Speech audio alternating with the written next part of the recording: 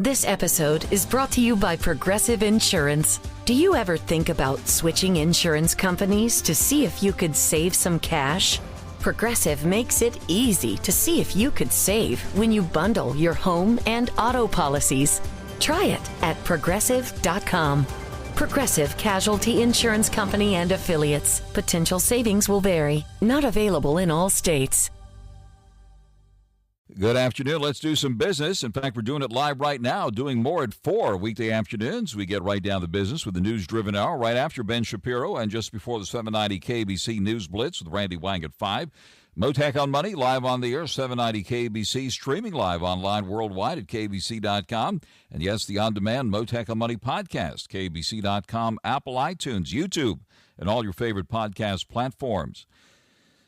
Another record high for the Dow Jones Industrial Average today. The post-election rally continues. Treasury bond yields seeing their biggest rally in nearly 4 months after, Treasury bonds saw their biggest rally in nearly 4 months after President-elect Donald Trump selected Scott Bessent as his nominee for U.S. Treasury Secretary. The Dow got a pop on that big news, which we mentioned on Friday when the story first broke. The Dow coming in for a closing gain today of 440 points, settling at 44,737. The S&P 500 managed a closing gain of 18 points, and the Nasdaq up another 51 points. The Russell 2K Small Cap Index also on the rise today, moving up 35 points, and it looks like that is the Russell 2K's sixth straight daily gain and the index's longest winning streak since the middle of September. The yield in the 10-year note now back down to 4.28%. The longer-term Treasury yields took a big step back today with the rates on both the 10-year and 30-year bonds plunging by the most we've seen in about 4 months. The rally in the government debt sector was given a boost by President-elect Trump's selection of Scott Bessent, someone well-known and well-regarded on Wall Street as the nominee for U.S. Treasury Secretary. Super Micro computer stock back in the spotlight. The rebound in that stock continues, closing at more than $5 today at 38 and change after getting a pop last week. Gold also got a nice bounce last week. And let's bring up gold here now, pulling back about $5 at the moment at $2,613.20 an ounce. We're watching what's happening on the geopolitical front today. We're following the latest developments in the Middle East in particular, including the report that Israeli Prime Minister Benjamin Netanyahu has signaled an openness to a ceasefire with Hezbollah in Lebanon, with the U.S. reported to be pushing Israel to reach a deal by Thanksgiving on Thursday. I'll discuss that with Middle East expert Lisa DAFTARI, editor of the Foreign Desk, coming up live later this hour. It's a new day for the Health and Human Services Department under Robert F. Kennedy, President-elect Trump's pick to head the HHS department. I'll discuss what's ahead for food safety and nutrition under the next Trump administration with Nina TEICHOLZ, the founder of the Nutrition Coalition. But first, on your money, the markets, the economy, and the whole works. Of course, Bitcoin, we're watching what's happening there. It has seen a pullback today. Joining us now is top-ranked money manager Ken WINANS, the CEO and chief investment officer at WINANS Investments, which you can find at winansinvestments.com. Ken WINANS, also a market historian, author of numerous books, including Investment Atlas 1 and 2, soon to be Investment Atlas 3, also Forbes magazine contributor. Be sure to look up his latest article. Ken WINANS also has his crypto credentials, and he's also host of Winning with WINANS, heard every Monday night right here at 6 p.m. on your favorite station, 790 KBC, and we'll be doing it live again in the 6 o'clock hour this evening. Ken WINANS, thank you very much for taking the call here this afternoon. Frank, my friend, what can you say? You got to love it when the Dow hits a new high, and it fits right in with seasonality. Anybody doubting the Santa Claus rally concept, well, you might want to go back and review it because, simply put, since 1970, which, and by the way, I think this is important. Some people might say, well, why is that important to go back to the 1970s? Because back then they had inflation. So you're adding all those good, bad, ugly years together. With all that, in good market years, 71% of the time, November goes up at least 2%. And believe it or not, 81% of the time for the month of December. So I'm still finding people, whether they were scared out because of politics and all the rest of it, all I can tell them is you're betting against something that these are odds that people in Vegas wish they had. So it is going to, I think the year's going to end out really, really strong, and we're seeing more of it. Just what happened today is just a prime example of it. All right, suddenly Super Microcomputer has burst on the scene here, a gain of $5 today at 38 and change. Some of these tech names associated with crypto have gotten a big bounce. You're watching, of course, speaking of crypto, Bitcoin hit record highs recently, flirting with 100,000, but pulling back today back to around 93,000 or so. Give us your thoughts here, what's happening in the crypto space. Well, as everybody probably knows in listening to the show all these years, I'm a technician and I'm a commodity trader. So I'm treating crypto like I pretty much do any of the analysis on other commodities. And the simple fact is it does trend. It does apply to things like moving averages and oscillators, all the stuff that traders use. And according to my math, Bitcoin has absolutely no resistance between here and 114,000. Now, it doesn't mean there's not going to be pullbacks like there was today, but this is clearly an uptrend, and it's more and more volume coming into it. So, again, I think if you can just, I hear it all the time, Frank, people still are trying to wrap themselves around what a digital asset is. And as I've told many people, and literally just over the weekend, a fairly well-known person in Las Vegas and I were having to talk about it. And I finally just said, look, it's a digital asset. To me, it's a bit like, people who invest in warehouse space, but they have not yet filled the warehouses up. That's my analogy with crypto. So, again, trend is your friend. I would just suggest people might want to take a look at some of the ETFs or some of the stocks that are related to it. But again, I think that with the Santa Claus rally, the fact that crypto is a well-known correlation or a relationship with the NASDAQ, anybody trying to short it right now, coming up with some valuation idea. Again, I've been trading a long time. That usually can get you into some pretty serious trouble. All right. We see shares of MicroStrategy, which have gotten a lot of attention lately, pulling back today. A weakness in Bitcoin offsetting the benchmark analyst raising his price target to be the highest on Wall Street by a wide margin, according to MarketWatch. Looks like MicroStrategy shares down about 4%. They reportedly disclosed that they spent about $5.5 billion in cash to buy about 55,000 Bitcoins. So certainly Wall Street paying attention to that one and others that have caught a big lift on this Bitcoin rally. What are your thoughts about some of the stocks connected to crypto at this point? It's interesting because I've had a lot of clients calling me personally, because I'm a core manager, meaning that I'm the part of the bell-shaped curve that just deals with the average, everyday, normal type of stocks and bonds and preferreds. And then in the tail, crypto had forever been considered an alternative. What I see happening right now are managers like me are sticking crypto-type stocks in the portfolio, mainly because of what happened after the election, being that the government is going to get very involved. So, right now, for the first time ever, Coinbase is a core holding in my portfolio. I picked Coinbase because it's an exchange and it covers all the crypto type things, and it's been around longer. It has protections on a lot of its accounts. So there's things I like about it. But Frank, I think you're going to find more and more of the conventional fold is going to look at crypto and acknowledge that if they decide to stay out of this, they need to better explain to their clients why. And it's easier to be trend is your friend than it is to be on the sidelines when you have things like this happening. But I also want to say this very quickly. These are extremely volatile assets. They are not for everybody, especially older people. So you just have to watch your exposure very closely. Don't get into a betting mentality. That can usually get you in trouble. On the air live with money manager Ken Winans, and you came around on crypto too. As you well know, Ken Winans, we speak to the biggest fans of crypto as well as the harshest critics, and you went out of your way to study crypto in recent years and got your crypto credentials. What brought you around on crypto? A couple of things. It actually goes back a couple of years when the Chicago Mercantile Exchange decided to start having futures contracts. Now, this is one of our country's largest commodities exchanges who started having Bitcoin and Ethereum contracts. So you have to kind of pay attention. And then, of course, when the ETFs started coming out, in my line of work, you've got to study these things and look at it. And then I thought, well, you know what? If you can't beat them, join them. And I went and I basically earned my credential as a certified cryptocurrency trader with the Blockchain Council. And I learned a lot, Frank. And in fairness, it's, again, to say that I'm 100% the most knowledgeable person in this area, absolutely not. But I felt as a professional, it was my job to learn as much as I could about it and answer questions and not shoot from the hip, so to speak, when it came around to that.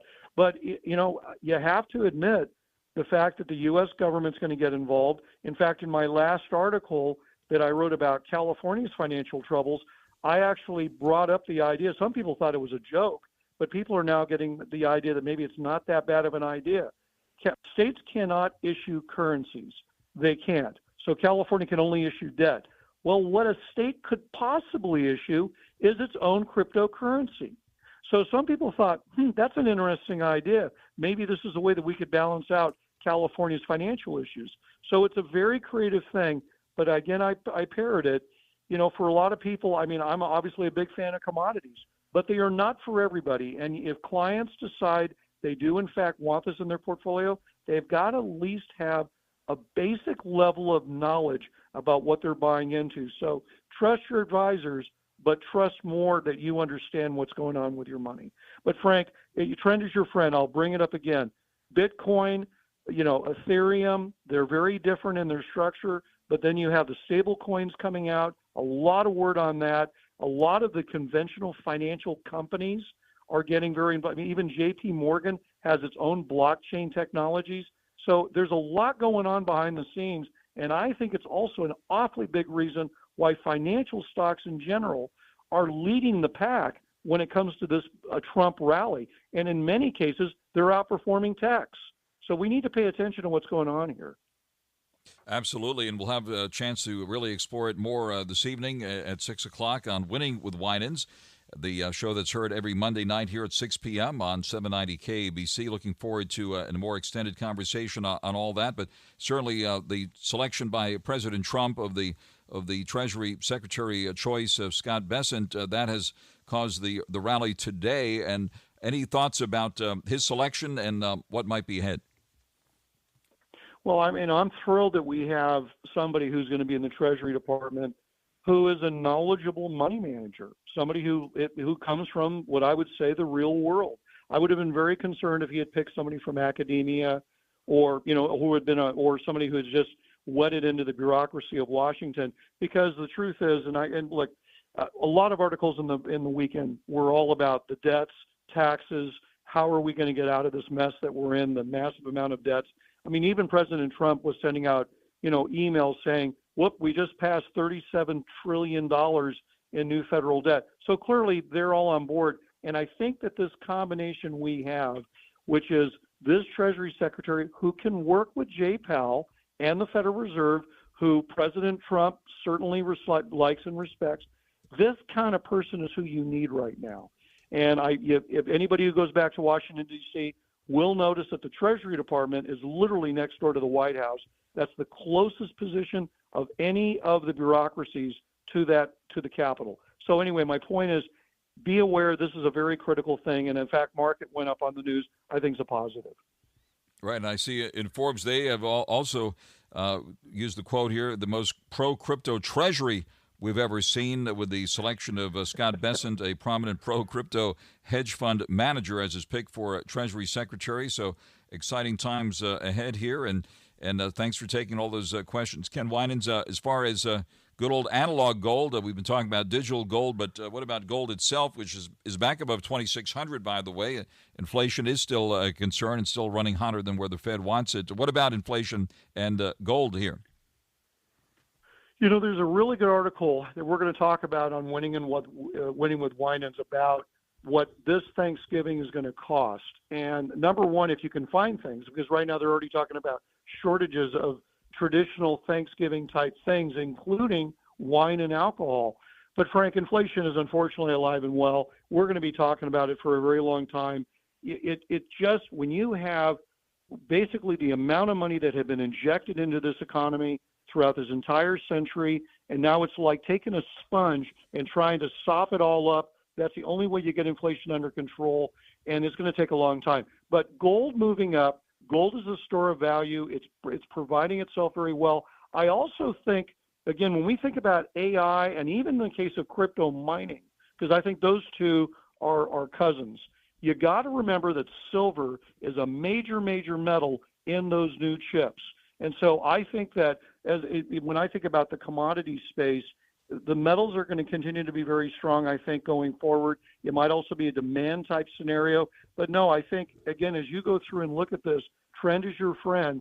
And the trend in these things, although they had pullbacks, clearly they're going to move forward going into this year. One other quick thing, seasonality. People are feeling good. They're buying stuff. All I know is that jewelry stores are packed right now. People are buying jewelry again, and that includes gold, silver, and I may also say platinum. We haven't talked about platinum in a long time, but that seems to be coming back as well. So again, is this one of those things? It is a Santa Claus rally in commodities, stocks, and I do say corporate bonds. Well, definitely a lot more to talk about in the 6 o'clock hour on the metals across the board, and the magnificent one, NVIDIA, which is now part of the Dow Jones Industrial Average, pulling back by more than 4% today, down nearly $6 at 136 and change. Despite that, the Dow managed a closing gain of more than 400. What about the magnificent one here before we let you off the hook here, Ken Winans? You know, you don't want to fight the Dow. You know, the old adage, don't fight the Fed. Well, you don't want to fight the Dow, too. And so when the Dow, and I go back and remember, I was really skeptical when Salesforce was added to the Dow 30. I live to regret that mistake because I just said, no, this company hasn't been around long enough. And it took off because it became a part of every single index fund. NVIDIA is going to follow that same thing. I've added NVIDIA as a core in all my portfolios, mainly because the Dow and the S&P 500, which has had it for a while, this is now a core component. Everybody's going to be buying it in the second degree who has a mutual fund or an ETF. So again, I think I would be buying it on the dip if you're an individual stockholder. But again, Frank, it's an extremely volatile stock. A 4% move in this stock is nothing but a burp. You just got to be prepared for that kind of volatility if you want it in your portfolio. All right, we'll have a lot more to talk about in the 6 o'clock hour, but for the Mottek on Money listeners here now in the 4 o'clock hour, any specific places where you are putting money now and or taking it off the table? Well, first off, let me give the bad news first, and because I've had a lot of people talk to me about my last Forbes article. Again, I'm not a doom and gloomer, but I think people who have California municipal bonds, especially bonds coming due in over 10 years, you need to do some serious soul searching over this holiday season because people in Sacramento, I'm reading the reports, they're scrambling right now. There's a real sense of we've got some financial troubles. You want to stay clear of that going into next year. So I think you need to talk to your advisor about reallocating your portfolios. But what I would be buying, and a lot of people are still very short on it, Frank, are financial stocks. You don't want to go against a business president. The financials led Trump's first term. They're going to continue to do this. So and particularly, I would take a look at the banks and the insurance companies. A couple of quick names. J.P. Morgan, it's a Dow stock. It's on fire. They're all in on the crypto play. I would look at them. I would also look at ARES, Asset Management, ARES stock. Again, it's an alternative manager. They're all in on crypto. And last but not least, take a good hard look at the insurance plays. They're inflation proof. Everybody has to just grin and bear what they come up with. And the one that I like right now is Aflac. Take a good look at AFL. Earnings are going to be very, very strong at the end of the year. But financials, excuse me, you want to go there. All right, we'll do that, Ken, and we're going to be talking again in the 6 o'clock hour here, so let's do that. Top-ranked money manager Ken Winans, the CEO and Chief Investment Officer at Winans Investments, which you can find at winansinvestments.com, and the host of the Winning with Winans show, heard every Monday night right here at 6 p.m. on your favorite station, 790 KBC. Ken, looking forward to speaking with you live here this evening. Sounds good, Frank. See you in a bit. Righto, thank you very much, and let's get right out to the freeways now here in 790 KABC. Mottek On Money continues here in 790 KABC. Good afternoon. Record-shattering day for the Dow Jones Industrial Average, closing up 440 points to 44,737. S&P 500 of 18 at 5,987, and the NASDAQ gained 51 at 19,055. The yield in the 10-year note has slipped to 4.28%. The market's cheering the selection of Scott Bessent as the U.S. Treasury Secretary under the second Trump administration. Heading into the holiday season, looks like the Grinch has shown up early at Macy's. Shares of Macy's taking a hit today after that department store chain said it uncovered erroneous accounting entries, which will result in the company delaying the release of its fiscal third quarter results. Macy's shares pulling back more than 2% today. Apparently, the reports say a Macy's employee hit up to $154 million in delivery costs, and the stock took a dive. Investors received a short notice that earnings will not be reported tomorrow as expected, but will be released by December 11th, according to MarketWatch. Checking the cryptos now, a pullback here from recent highs. Bitcoin down about 1,800 now, back to 93,022. Ethereum down 24, still above 3,400 at 3,413, and Doge at 39 cents. Coinbase getting a pop today at more than $7 at 312 and change. Among the Bitcoin ETFs, IBIT down more than 2 at 54.02, and BITO down $1.21 at 25.48.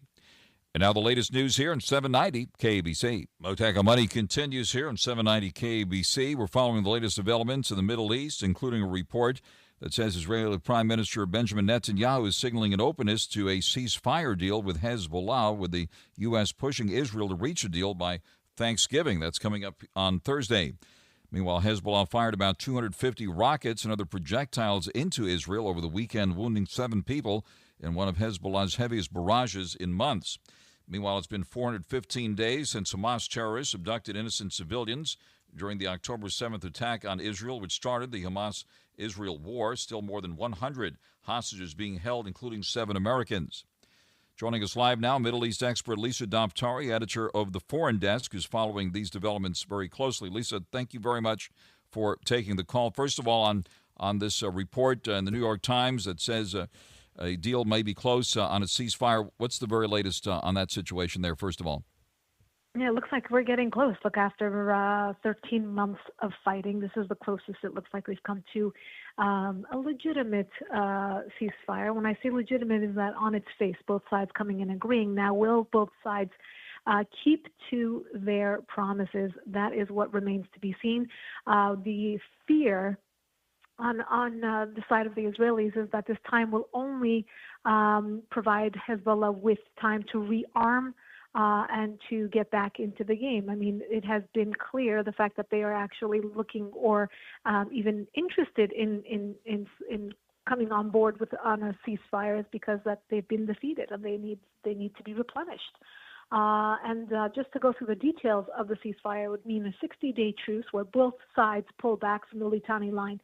And that the UN peacekeepers as well as the Lebanese Free Army increase their presence there. This deal obviously brokered by the United States, but the United States will also have to find a third party to actually enforce and make sure that both sides are keeping to their part of the ceasefire. Hezbollah backed by Iran, and I know you track what's happening with Iran very closely as well, and Israel has been under threat by Iran for another retaliatory strike after Israel struck Iran, including reportedly a nuclear facility in Iran. What about Iran's hand in all this? Yeah, the Islamic Republic, according to my Israeli sources within the last couple of hours, now believe that the regime in Iran will be launching another attack towards Israel in the next 72 hours. Now, we've heard a lot of these threats before. We've had a lot of 48-hour, 24-hour, 72-hour periods of time where we believed that these attacks were coming, and 2 of them did, in fact, arrive on Israeli soil. So these threats aren't to be taken lightly. The other thing I'd like to point out here is that the regime inside Iran actually was endorsing one of our political candidates here in our presidential campaign. They wanted Kamala Harris because they were fearful of a Trump presidency, meaning more deterrence, more sanctions, more pressure on the regime. Now, since the results of the election have come out, we have seen Iran's regime do more of its saber rattling, more of its threats, and also at the same time try to push its diplomacy. Only the mullahs in Iran can push off this a combination of acts, meaning at the same time they want to pretend as though they are, participants on the global stage. They want to come to diplomacy. They want to meet with the EU. They want to meet with the representatives of the UN watchdogs. They want to perhaps get into another potential nuclear deal, just pretending as though they're just compromising and working with the international community at the same time, threatening Israel, replenishing their proxies in the region. Now, think about how many Middle Eastern countries the Islamic Republic is currently occupying, and you'll see what their goals are. Their goals are not diplomacy, and the goal is not to work alongside the international community, but it just underscores one point, that they do fear that a Trump presidency will mean that they have to stop selling oil. They won't be able to collect as much money as they did under the Biden administration and what would potentially be a Kamala administration, and of course stop selling weapons to Russia and others. So they have much to lose. So they are trying to beat out the clock here until we get to January 20th, and that's why we're seeing a lot of activity coming out of the regime in Iran. On there live with Middle East expert Lisa DAFTARI, editor of the Foreign Desk, and Congresswoman Elise Stefanik, who President Trump has picked as the UN ambassador to the UN, has been doing a great job reminding people on X, formerly known as Twitter, how many days innocent civilians have been held hostage since Hamas carried out the terror attack on Israel in October 7th of last year, and including 7 Americans. Brings us back to the days when Iran held American hostages for 444 days. When President Reagan took office, they were freed that day. What's the expectation here on the hostage front with President Trump coming in? Yeah, we hope that's the same situation this time around, of course. Frank, it's wonderful you bring that up because it's not part of the ceasefire deal. And many Israelis putting pressure on Bibi Netanyahu to prioritize the lives of the over 100 hostages that remain. About half of them are assumed to be alive, and half of them killed at the hands of Hamas. But President Trump has said many times along his campaign and over the last 13 months that if he were in office, this October 7th wouldn't happen. And if he were in office, he would have demanded that the hostages be returned. Now, how much will that verbal demand mean, or does he have more ways and better ways of diplomacy to get those hostages returned remains to be seen. But we do know that our enemies, the rogue nations of the world, did not want Trump to be in office. So hopefully that is a sign that he will get more done that will benefit the United States and our ally Israel and all the freedom-seeking people of the Middle East who side with the United States and side against terrorism and radicalism. So we can see a reshifting and recalibrating of the global scale, and also a reshifting of the narrative here in the United States, whether it's in our media or in our universities. For some reason, we have gone very, very far from the narrative that is pro-American and anti-radicalism, and we know the reasons for that. So we have to get rid of these influences, root them out, and come back to a place that makes more sense, just common sense, pro-American, anti-radicalism, and hopefully we will see those hostages come home, and especially the American ones. We have to remember that there are women, there are children, and there are Americans among those still being held by Hamas. And Congresswoman Elise Stefanik, the incoming UN ambassador to the United States, did a great job taking on those university presidents this past year, exposing their views, and now she's going to be in that important position. And Senator Marco Rubio is going to be the incoming U.S. the U.S. Secretary of State, who is obviously very pro-Israel as well. Why don't you take a moment to size up how things are going to look under the new Trump administration as far as Israel policy is concerned? Yes, and Sebastian Gorka as counterterrorism specialists. I mean, there's so many people who I have had the pleasure of working with throughout my career that are now in the cabinet that I can speak to their professionalism, their pro-American stance, and really their ability to pinpoint and size up the enemies and the threats that are not just overseas, but that have made their way here to the United States. These are professionals who get it, who have done things in their career that really speak to their understanding of these threats and how to handle them. And they're absolute statesmen. I'm very happy and enthusiastic about where the country can go and has the potential to go in the next 4 years if they are not challenged by these other forces resources that have made their way here. We have to also talk about these influence campaigns, whether it's the Iran regime or China or Russia or Qatar or North Korea or whomever it may be, that have been able to infiltrate our universities and our government. And really, we have become so compromised, and to really root out these influences and to really lead from the White House, lead from the podium, and take that message abroad and really change the way that the American flag and the American passport and the actual American is viewed throughout the world. Lisa, thank you very much for taking the call here. We'll keep a line open to you as we follow all these developments very closely. That is Middle East expert Lisa DAFTARI, editor of the Foreign Desk. You can also follow her on X, or formerly known as Twitter. Lisa, thank you very much for joining us live here this afternoon. My pleasure. Thank you. Out to the freeways now on 790 KBC. Frank Mottek here. Did you know that for more than 10,000 years, gold has been the greatest store of value and considered a safe haven asset to preserve your wealth? Now, with the U.S. debt at more than $36 trillion and climbing, not to mention the Biden administration getting us involved in costly wars, developing the digital dollar, central bank digital currency, and inflation spiraling out of control, it's more critical now than ever before to safeguard your assets like your cash savings and retirement accounts with physical gold. Opening a gold IRA is one of the best ways to secure your wealth and create a stable financial future. Stop worrying about your retirement in the market and cash savings in the bank. Feel confident, prepared, and in control with physical gold and, yes, silver. Give Joe Morgan a call right now at 1-800-753-8534. Mention Frank Mottek, and you could get $1,000 worth of silver with a qualifying purchase. Call now, 1-800-753-8534, or visit UnitedGoldGroup.com. Mottek On Money continues here in 790 KABC. It's a new day for the Health and Human Services Department. That'll be under Robert F. Kennedy, selected by President-elect Trump to head up the Department of HHS. Recent Hill article is headlined, "We have a chronic disease epidemic because the government has fattened us up." And that article was written by Nina TEICHOLZ, the founder of the Nutrition Coalition, who's joining us live here this afternoon. Nina, thank you very much for joining us on this program here today. Frank, thanks for having me.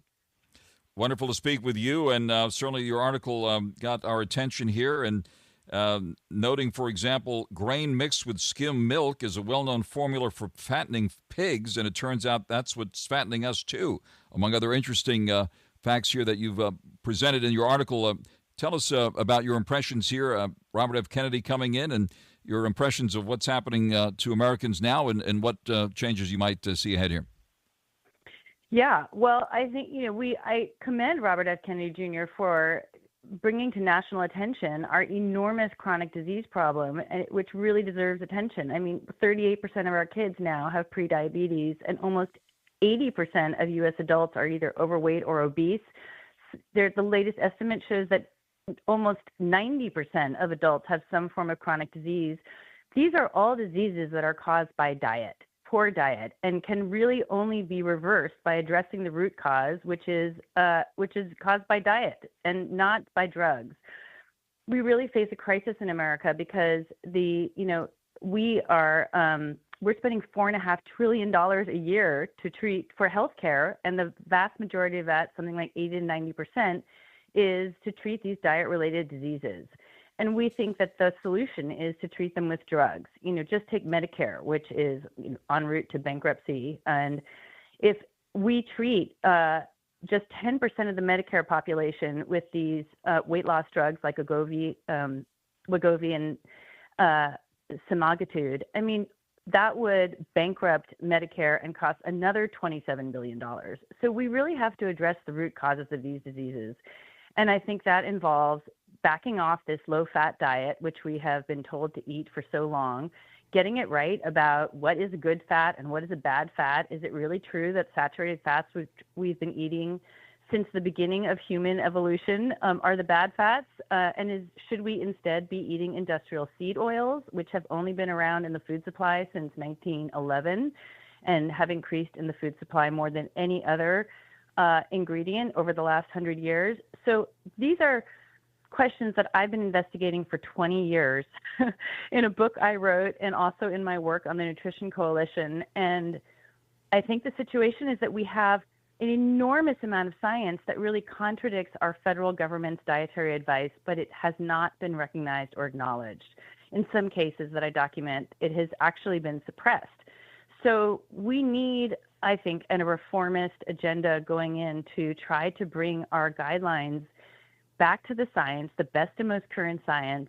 We need a rigorous scientific methodology underpinning these guidelines, and that will start to reverse chronic disease in America. I'm actually very hopeful about that future. On the air live with Nina TEICHOLZ, the founder of the Nutrition Coalition, who's written an excellent article just recently in The Hill. You can bring it up thehill.com. Nina TEICHOLZ, science journalist and author with a PhD in nutrition. Another interesting thing that you mentioned here in this article is that if we don't fix our broken dietary guidelines, it's predicted that more than 60% of Americans will be obese by 2050, with skyrocketing rates of diabetes and other chronic diseases. Do you think the incoming administration will reverse this trend?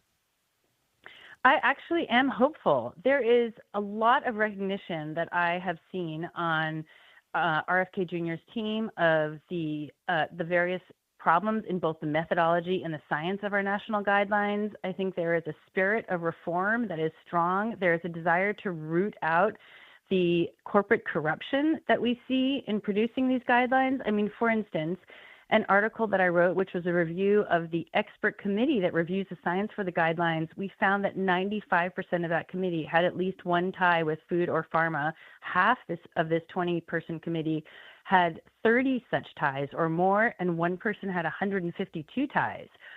You know, in addition, the office that oversees the dietary guidelines at USDA has 100 partnerships with food companies that are directly involved in our school lunch programs, what we feed the military, what we deliver for food in hospitals. I mean, this is an enormously influential policy, and really it's giving things like donuts and orange juice to kids as a way of starting the day, which just has a huge amount of sugar. It's not allowing whole milk in schools, and instead having children drink chocolate or strawberry milk, which has as much sugar as a Mars bar. I mean, there's no limit to the amount of sugar that can be fed to children in schools.